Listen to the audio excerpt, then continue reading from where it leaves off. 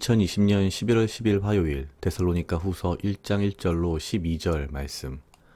바울과 실로아노와 디모데는 하나님 우리 아버지와 주 예수 그리스도 안에 있는 데살로니가인의 교회에 편지하노니 하나님 아버지와 주 예수 그리스도로부터 은혜와 평강이 너희에게 있을지어다.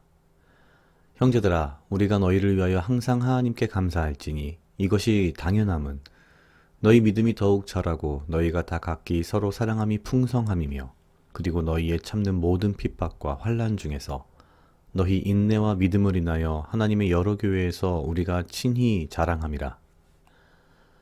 이는 하나님의 공의로운 심판의 표요 너희로 하여금 하나님의 나라에 합당한 자로 여기심을 얻게 하려 함이니 그 나라를 위하여 너희가 또한 고난을 받으리니 너희로 환난받게 하는 자들에게는 환난으로 갚으시고 환난받는 너희에게는 우리와 함께 안식으로 갚으시는 것이 하나님의 공의시니 주 예수께서 저의 능력의 천사들과 함께 하늘로부터 불꽃 중에 나타내실 때에 하나님을 모르는 자들과 우리 주 예수의 복음을 복종치 않는 자들에게 형벌을 주시리니 이런 자들이 주의 얼굴과 그의 힘의 영광을 떠나 영원한 멸망의 형벌을 받으리로다.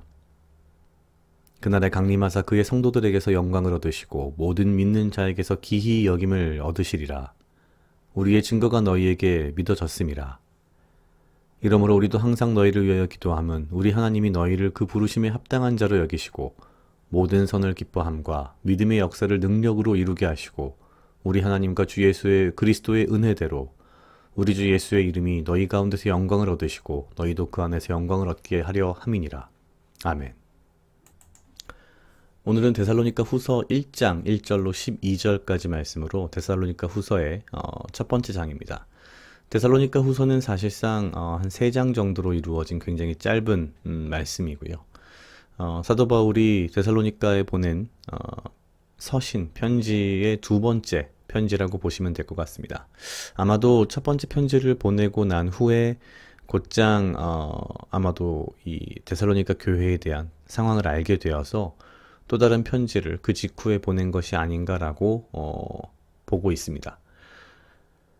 오늘 데살로니가 1장은 사실 이 편지의 서론 부분이며 동시에 환난받고 있는 데살로니가 교인들에 대한 격려를 하고 있습니다. 격려와 칭찬 이 정도로 보면 될 것 같습니다. 당시 데살로니가 교회의 교인들은 굉장히 짧은 기간 사도 바울의 어떤 사역에도 불구하고 교회를 이루었으며 굉장히 열심으로 복음을 믿고 전파하며 또한 행위로서 굉장히 이것들을 실천하였다라고 보여집니다. 다만 앞에서 이야기했듯이 데살로니가 교회의 교인들은 아마도 본인들 교회의 그 믿음을 가진 믿는 자들 사이에서 본인들이 죽기 전에 아마도 예수님께서 재림 부활하실 것으로 생각을 하고 있었던 것 같습니다. 그 부분에 대한 다시 한번 강조를 위해서 이 편지를 이제 쓰고 있는 상황입니다. 오늘 본문에서는 사실은 그러한 본론의 내용보다는 당시 환난받고 있는, 핍박받고 있는 이 데살로니가 교인들에 대한 격려를 사도 바울이 하고 있습니다. 사실 그 1장 4절에 보면 그리고 너희의 참는 모든 핍박과 환난 중에서 너희 인내와 믿음을 인하여 하나님의 여러 교회에서 우리가 친히 자랑함이라. 이 받는 핍박과 환난을 다른 여러 교회에 자랑한다는 이 사도 바울의 표현이 참 그냥 제 입장에서 보기에는 참 얼마나 대단한 믿음을 가지고 있기에 이렇게 대담하게도 자랑한다라고 말할 수 있으며 또한 아마도 이 편지를 읽고 있는 데살로니가 교회의 교인들도 이를 굉장히 긍정적이고 또한 칭찬으로 받아들이고 있다라는 그러한 믿음이 솔직히 감히 상상하기 어려운 수준의 믿음이 아닌가라는 사실 생각이 처음 들었습니다. 그러면서 굉장히 이 환난에 대한 이야기를 쭉 하면서 결국 이 모든 환난에 대해서 하나님께서 너희에게 안식으로 갚으실 것이다 라고 7절에서 분명히 이야기를 합니다. 사실 그 사도 바울이 쓴 편지, 사도 바울의 글들을 보면은 로마서와 같은 굉장히 극도로 이성적이고 논리적인 글들을 보다가 예를 들면 오늘 데살로니가 후서 1장 7절 후반부에 보면 이런 표현이 등장합니다. 주 예수께서 저의 능력의 천사들과 함께 하늘로부터 불꽃 중에 나타내실 때에, 사실 앞에서 보던 로마서를 기억해 본다면 이런 약간 묵시적인 계시적인 이런 스타일의 표현들이 사도 바울에겐 참 어울리지 않는 것 같으면서도, 사도 바울은 필요에 의해서 데살로니가 교회 사람들에게 이러한 어떤 편지, 이러한 표현, 이러한 어떤 전달이 필요했다고 판단하고 아마도 이런 뭔가 좀 묵시적인 계시적인 표현들을 편지에 쓰지 않았나라는 생각이 듭니다. 냉정하게 보았을 때, 이들의 이러한 어떤 그 믿음은 사실 지금 현재 이 현대를 살아가는 우리들에게는 굉장히 낯선 형태의 어떤 믿음이 아닐까라는 생각이 듭니다. 왜냐하면 그들이 받았을 핍박과 그들이 받았을 환란에 대해서 우리는 어떠한 뭐 영화나 글이나 이런 것들로 예측은 할 수 있지만, 사실 그 실상을 우리가 경험한 것이 거의 없기 때문에 어찌 보면 우리는 너무나도 편안한 믿음의 삶을 살고 있는 것이 아닌가. 내 자신의 믿음이 과연 진짜 뿌리를 깊이 박고 하늘로 솟아있는 그런 믿음인가라는 사실 그런 고민을 좀 해보게 됐습니다.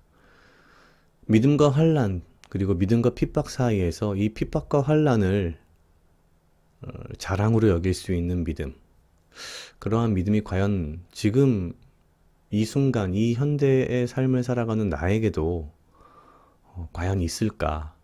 나는 어떠한 류의 복음으로 인한 핍박으로 인하여서 내가 그것을 기뻐하고 즐거워하며 자랑할 수 있을까? 그러한 믿음이 나에게도 있을까라는 그런 뭔가 좀 고민, 그런 반성, 이런 생각들을 하면서 오늘 본문을 좀 읽었습니다. 각자 약 2분 정도 묵상하시겠습니다.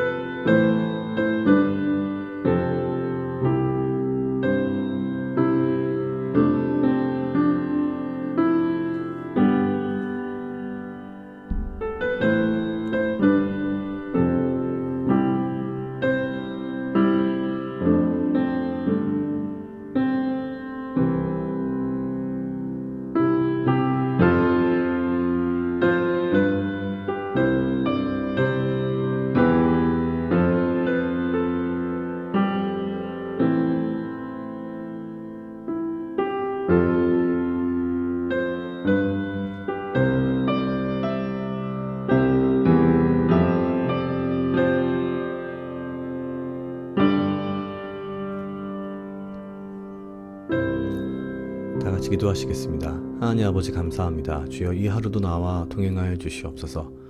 주님, 나로 하여금 사랑하게 하시옵소서. 아버지여, 나를 헤아려 하는 그 어떠한 무리들로부터 나를 지키고 보호하여 주시며, 내가 오직 주님 주시는 지혜와 명철로 이 하루를 살아가고 나에게 필요한 건강과 육체적 강건함을 허락하여 주시옵소서.